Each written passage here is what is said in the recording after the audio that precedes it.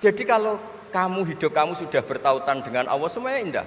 Maka yu'minu billahi wal yaumil akhir falyukrim jarahu. Kalau kamu iman sama Allah dan Rasul, hormati tetangga kamu. Bukan pakai hukum sosial. Kalau baik saya baiki, kalau enggak. Berarti Anda terdikte oleh makhluk.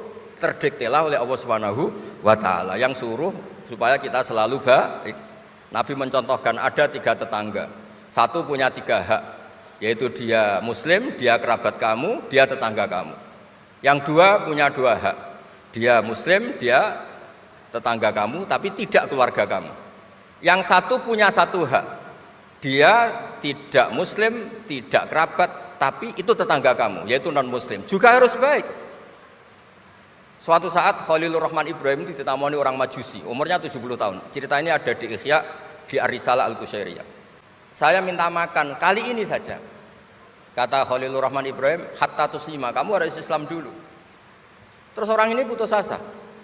Walla itu sudah pulang. Setelah sekian meter sama Nabi Ibrahim, sama Allah, Nabi Ibrahim dikasih wahyu. Ya Ibrahim, kamu tidak mau ngasih makan orang itu meskipun hanya 1 hari. Tidak, karena dia masih kafir, non muslim. Ut'imuhu ala kufri mutsab'ina sanatan. Itu orang sudah umur 70 tahun, tidak pernah kelaparan. Sayang Tuhan saja ngasih makan, kamu manusia tidak mau. Terus dipanggil akhirnya. Ya Majusi sini, tak kasih makan. Kenapa kamu rubah? Ditegur sama Tuhan. Karena kata Tuhan, saya yang Tuhan saja, yang dikafiri dia tak kasih makan, kok kamu manusia kok ribet. Akhirnya dikasih makan. Jadi contoh-contoh muamalah kebangsaan, beda agama itu cukup. Referensi kita cukup. Yang enggak cukup adalah pikiran kita yang sempit, itu masalahnya pikiran kita. Wong Islam itu kepenak, enak betul. Bismillahirrahmanirrahim. Kebetulan saya ini ahli tip betul, jadi insya Allah gampang. Saya tadi tersanjung lah dipuji Pak Munjid, katanya saya ini orang yang gampang saja menangani macam-macam. Memang faktanya gampang, dunia ini tidak ada yang susah. Yang susah itu tadi kata Abi Quraisy, hati kamu dikelola nggak apa-apa, gampang. Saya beri contoh begini, ada seorang kiai Abi Quraisy itu khusyuk betul, nggak mau berkawan sama perempuan cantik, katanya takut biologisnya kumat, takut sahabatnya kumat. Kalau berteman orang jelek kan nggak apa-apa, Gus, nggak minat, apalagi orangnya merongos, kukulan banyak katanya. Terus tak ingetin, syahwat yang nggak pada tempatnya itu dosa, tapi ngenyek orang juga dosa kata saya. Artinya dia menghindari perempuan cantik tapi dosa menghina. Itu juga ada orang yang nggak mau berteman orang kaya, takutnya tamak gini-gini, senengnya sama orang miskin. Ternyata apa? Diperbudak, disuruh mijetin, disuruh-suruh. Dosanya yang berbudak itu. Jadi intinya dalam semua lini kehidupan itu ada problem fikih. Makanya kita harus pinter-pinter berteman orang kaya, semoga kayanya untuk kebaikan. Berteman orang miskin supaya kita tawadu. Melihat alumni UGM yang sukses kita bangga. Yang bikin masalah kita istighfar, gitu aja gampang kan urusannya.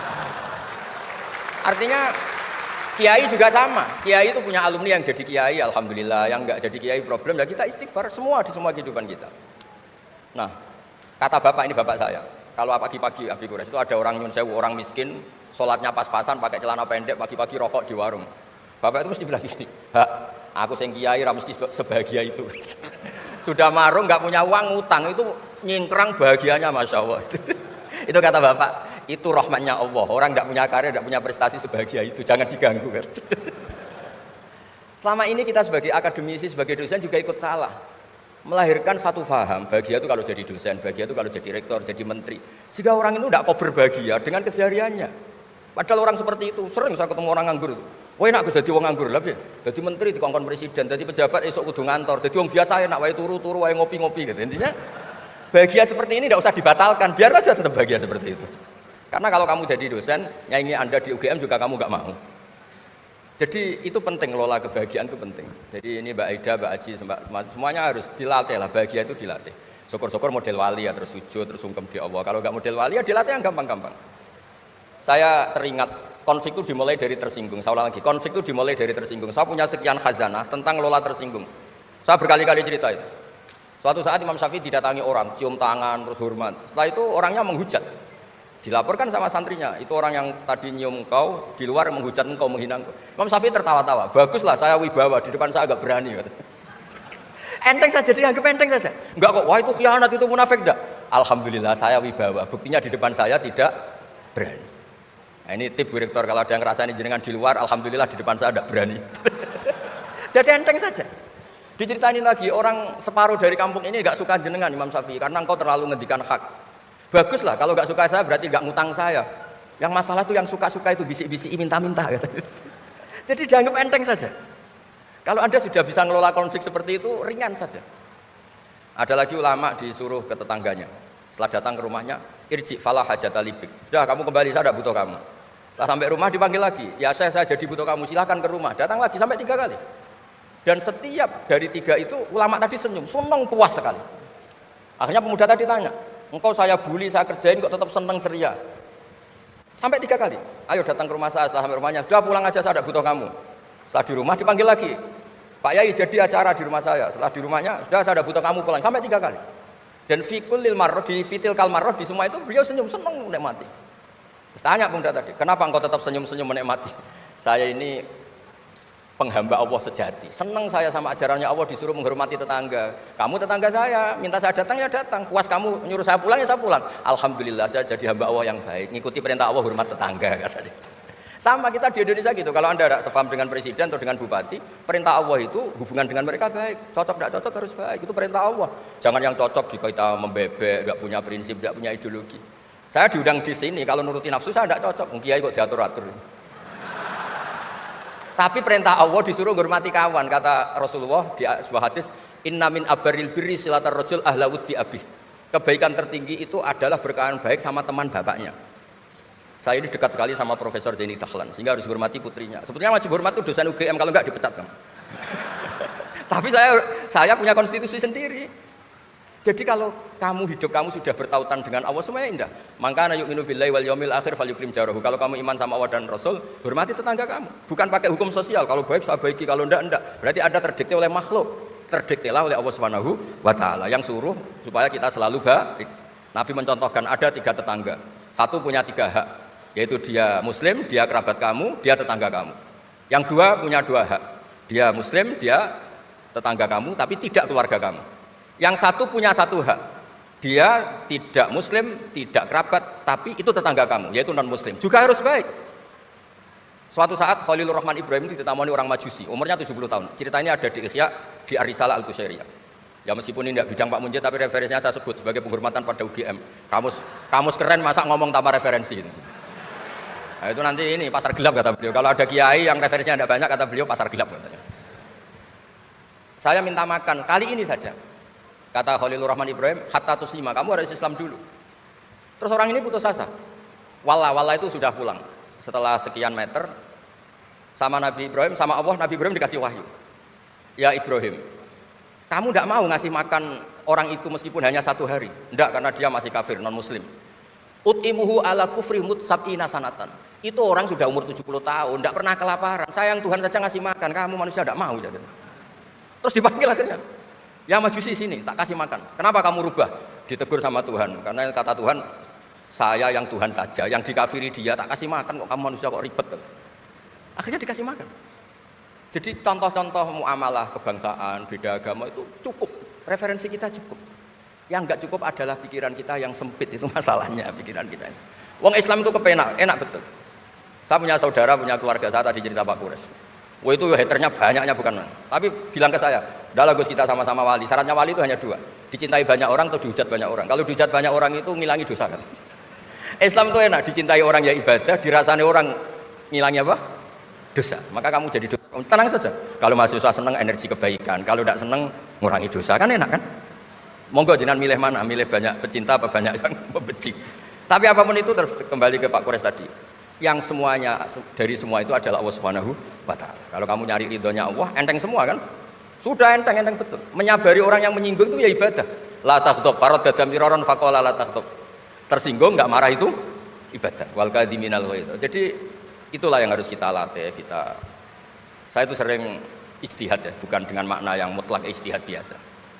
Saya ini termasuk kiai yang susah diundang. Saya datang ke sini bukan sebagai UGM, Bu Ofa itu putra dari Profesor Zaini. Jadi jangan GR Pak Munjid kalau saya diundang UGM terus Pak Jumawa ini enggak, biasa aja. Biasanya bukan karena meremehkan UGM enggak, memang ada aturannya. Kiai itu kan ya jaga hatinya. Jangan-jangan diundang UGM mari takabur. Kan ya kita mikir. Kalau enggak mau jangan-jangan takabur, diundang kok enggak mau kan ya mikir. Ini cerita Pak Kures, ini kisah nyata. Saya tuh pernah diterima kasih kiai kecil. Gus matur nuwun Gus jenengan nggak datangan. Oh iya iya. Kalau di dunia kiai itu kiai kecil kan diundang acara-acara kecil. Ya kira-kira salam tampil erong atau sewu lah kira-kira gitu. Gara-gara saya tidak datang dia lakon itu ya lakon dia yang disalami template, yang dicium gitu. Oh itu kalau jenengan datang saya mahjub, saya itu gak kanggo gitu. Jadi dianggap uang 200.000 itu dari saya. Ternyata menghadiri acara kecil itu tidak solusi juga. Kalau kita kiai besar datang ke acara kecil, ini namanya menghentikan rezekinya yang kecil. Itu ibarat toko besar dekat kelontong kecil gitu. Tapi kalau tidak datang, sombong betul setelah kiai besar diundang yang kecil gak mau. Nah itu namanya istihad. Istihad itu satu pemikiran yang tadi yang diceritakan Mas Haji tadi. Mau tidak mau kita secara sosial itu berdebat. Sebaiknya kita ini merakyat apa enggak? Kalau merakyat dengan tema-tema rakyat, urusannya makan, mungkin kita enggak jadi negara maju. Tapi kalau terlalu tema-tema besar, jangan-jangan lupa ngasih makan. Ya sudah, itu istihad. Ini yang terakhir saya cerita perbedaan pendapat. Dulu Al-Haris Al-Muhasibi itu pernah punya ide. Ini temannya Imam Ahmad, temannya Imam Syafi'i. Ya Imam Ahmad saya mau ngarang buku tentang menolak faham-faham Mu'tazilah, faham-faham yang enggak benar. Menurut Anda gimana? Jawabannya lucu. Jangan katanya. Kenapa? Sebelum Anda membantah mereka, meluruskan mereka, pasti Anda cerita argumentasi mereka. Ketika cerita argumentasi mereka, jangan-jangan mereka lebih tertarik argumentasinya Mu'tazilah daripada argumentasi Anda. Berarti Anda ikut menyebarkan kebid'ahan itu. Terus, oh iya. Nah ini, mohon maaf ini mahasiswa UGM yang masih muda-muda ini. Misalnya rektorat bikin pengumuman. Nyun sewu ada gambar yang seronok, yang menarik. Terus ditulis gini, jangan lihat ini, bahaya misalnya. Orang lihat tulisan jangannya apa ngelihat gambarnya? Nah, tidak semua kebaikan disebarkan itu baik, karena ini ada hitung-hitungannya. Saya sebagai ulama ahli sunnah misalnya, tahu madzhab Mu'tazilah, tahu madzhab yang lain-lain itu dari cerita ulama itu. Jangan-jangan ketika kita cerita bahaya NKRI misalnya, kita ini mencintai NKRI, justru karena baca buku bahaya NKRI dalam ambang apa, setelah baca terus tahu ekstremis, tahu ini itu, malah benci NKRI, padahal kita ngarangnya demi persatuan NKRI, tapi kita tahu problemnya dari nulis. Nah itu hal-hal yang memang dalam istihad, dalam pemikiran itu, makanya saya hanya cerita yang ada di kitab, karena ini keahlian yang memang saya diundang di sini, jadi saya profesional saja. Jadi di bab-bab seperti itu tuh memang kita pasti gampang berteman orang kecil, katanya merakyat, ternyata memperbudak. Enak kan Anda misalnya Pak Munjid berteman kampungnya di Kebumen, dosen UGM tinggal nyuruh minta mijitin. Kalau berteman rektor disuruh-suruh kan. Nah ternyata tidak merakyat, senang berteman orang bisa disuruh, gak siap berteman atasnya. Lah gak mau berteman atasnya katanya merakyat, ternyata karena hasud, karena gak jelas semua, hidup ini gak jelas. Yang jelas hanya Allah Subhanahu wa taala. Makanya menurut ilmu tasawuf itu qulillah tumadarhum fi khawdima labun, sudahlah kembali ke Allah. Berteman orang kecil ya karena perintah Allah. Kalau karena perintah Allah pasti inginnya ikram, memuliakan. Berteman orang besar juga karena perintah Allah, supaya tidak hasud, supaya Indonesia tidak chaos. Kayak tadi yang didawuhkan Pak Quraisy, la imamun khusyum khairun min fitnatin tadum. Imam yang dengan arti salah itu masih lebih baik ketimbang chaos. Karena kalau chaos lebih gak kebayang. Ya apapun itu cukuplah khazanah-khazanah Islam untuk mendidik kita sebagai orang yang menjaga kebinekaan, menjaga ukhuwah. Ya, terima kasih.